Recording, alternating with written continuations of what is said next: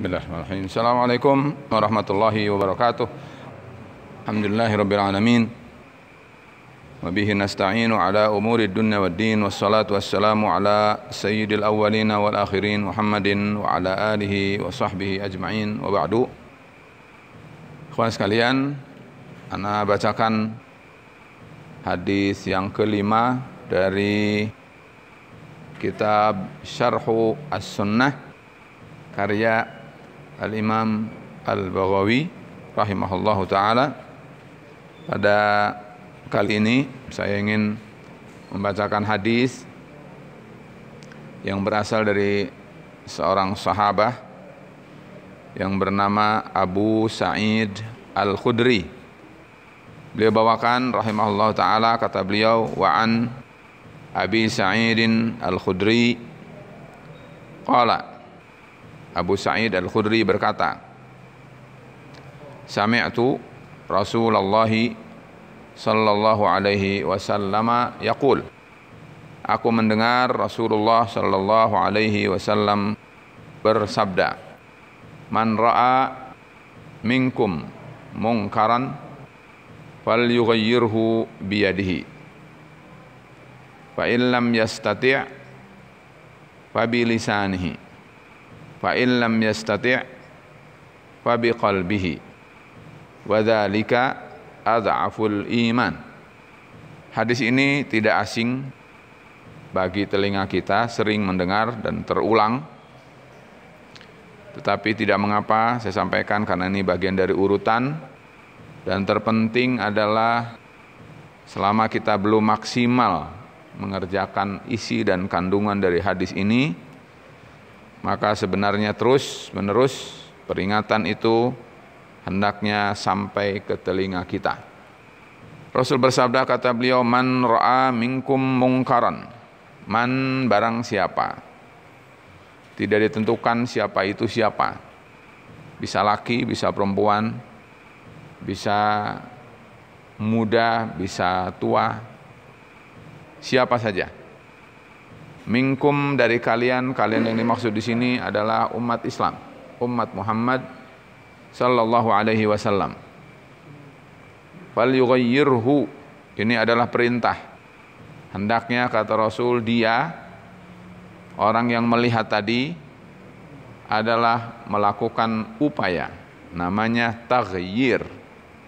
Taghyir itu adalah merubah. Mungkaran yang dimaksud adalah kemungkaran apa saja. Apakah kemungkaran yang berjenis aqdi atau keyakinan? Artinya adalah apabila ada seseorang yang menampakkan suatu keyakinan yang salah, yang bertentangan dengan apa yang diajarkan oleh Rasulullah sallallahu alaihi wasallam, maka termasuk di dalamnya. Atau kemungkaran yang berupa fi'li, yaitu perbuatan, maka itu juga adalah sama. Atau qauli, atau pernyataan, semua adalah bisa memungkinkan. Jadi bisa i'tiqadi, bisa qauli, dan bisa fi'li. Semua itu adalah kalau menyalahi dari tuntunan Rasul sallallahu alaihi wasallam, maka semua itu terkategorikan kemungkaran. Nah, apabila kemungkaran itu satu dari tiga, apalagi dua, apalagi tiga-tiganya ada, maka kewajiban. Al-Imam Muslim, hadis ini diriwayatkan oleh Imam Muslim juga, kata beliau, babnya berjudul wa annal amra bil ma'rufi wan nahya anil munkari wajiban. Amar ma'ruf dan nahi mungkar itu, kata beliau, wajib. Itu judul babnya. Nah, oleh karena itu, fal yughayyirhu yang dimaksud di sini berarti perintah yang kapasitasnya adalah wajib. Walaupun wajib nanti ada dua macam. Ada wajibun ainiyun, ada wajibun kifaiyun. Wajib aini berarti setiap kita, orang per orang, tidak bisa tidak, harus mengerjakannya. Atau wajibun kifaiyun artinya wajib di saat sudah cukup orang lain melaksanakan itu, maka kita tidak lagi wajib. Tapi kalimat cukup ini adalah harus diukur. Kalau kita misalnya 1 piring belum cukup, berarti kan nambah 2 piring. Kalau Indonesia ini 270 juta, lalu yang melakukan ingkarul mungkar dan amar ma'ruf itu baru 10 orang, 100 orang, 1000 orang, maka berarti belum cukup. Nah, berarti masuk dalam kategori itu. Kata Rasul alaihi salatu wassalam, fa in lam yastati' fa bi lisanihi. Kalau dia tidak bisa dengan tangannya. Tangan ini bisa bermakna hakiki, bisa bermakna majazi. Kalau hakiki berarti langsung dipegang, seperti pada hadis yang pernah kita lalui. Kata Rasulullah SAW, fa akhadha biyadaihi, tangannya dipegang. Jadi tidak jadi membolongi kapal. Berarti tangannya dipegang, dicegah, dia sedang berusaha untuk membolongi kapal, lalu dihentikan, lalu berhenti. Berarti tangannya. Atau bisa jadi majazi. Majazi itu adalah cukup dengan perintah. Misalnya larang si fulan tidak boleh melakukan A. Dia hanya melarang saja. Nah, yang mengerjakan orang lain, dan itu ada dalam bahasa Arab. Contoh dalam ilmu nahwu biasanya yang paling rendah adalah kita mengatakan bana al-amiru qasran. Amir membangun istana. Bukan si amirnya yang membangun, tetapi tukangnya.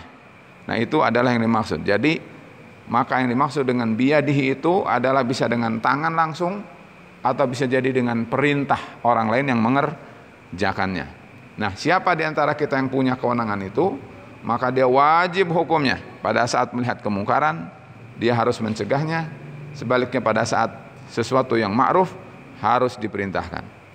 Wa in lam yastati' fa bilisanihi, kalau tidak bisa dengan tangannya, maka minimal turun kapasitasnya dari kemampuan tadi ke kemampuan mulut. Mulutnya tidak boleh diam. Katakan, ya fulan, jangan lakukan itu. Ya fulan, hendaknya kamu begini. Mulutnya yang bergerak, mulutnya yang bekerja. Apakah dengan nasihat, apakah dengan perintah, apakah dengan ancaman, caranya banyak. Kata Rasul, fa in lam yastati' fa biqalbihi. Kalau dengan mulut juga tidak bisa, berarti turun lagi kepada yang lebih rendah, yaitu dengan hatinya. Tapi kata Rasul catatannya, wadzalika ad'aful iman. Merubah kemungkaran dengan hati itu adalah ad'af, paling lemah, selemah-lemahnya iman. Dan yang dimaksud mengingkari dengan hati adalah kita tidak suka, kita tidak simpati, kita benci dengan perbuatan itu. Adapun diam, hati kita pun tidak bersikap, maka itu tidak termasuk dalam artian mengingkari dengan hati. Ikhwatul iman rahimani Allah wa iyyakum, ini adalah sungguh merupakan hadis yang sangat konkret, karena dia menjelaskan tentang apakah iman kita eksis atau tidak. Apakah iman kita itu termasuk kuat atau lemah? Sekaligus menjelaskan bahwa iman itu ada yang kondisi kuat, prima, ada yang kondisi lemah. Dan sekaligus menjelaskan tentang teknis. Bagaimana kemungkaran itu, bagaimana kemakrufan itu harus ditunaikan, ada teknisnya. Bisa dengan tangan, bisa dengan mulut, bisa dengan hati. Dan ini adalah tentu dilihat dari pribadi. Kalau dari sisi kelompoknya, maka tentu nanti kita temukan dalam hadis yang lain, tidak mesti mengingkari kemungkaran itu sendirian. Nanti kita akan temukan di hadis yang lain, Rasul pun pernah memimpin untuk mengingkari suatu kemungkaran. Dan itu berarti dengan ta'awun dengan pihak lain.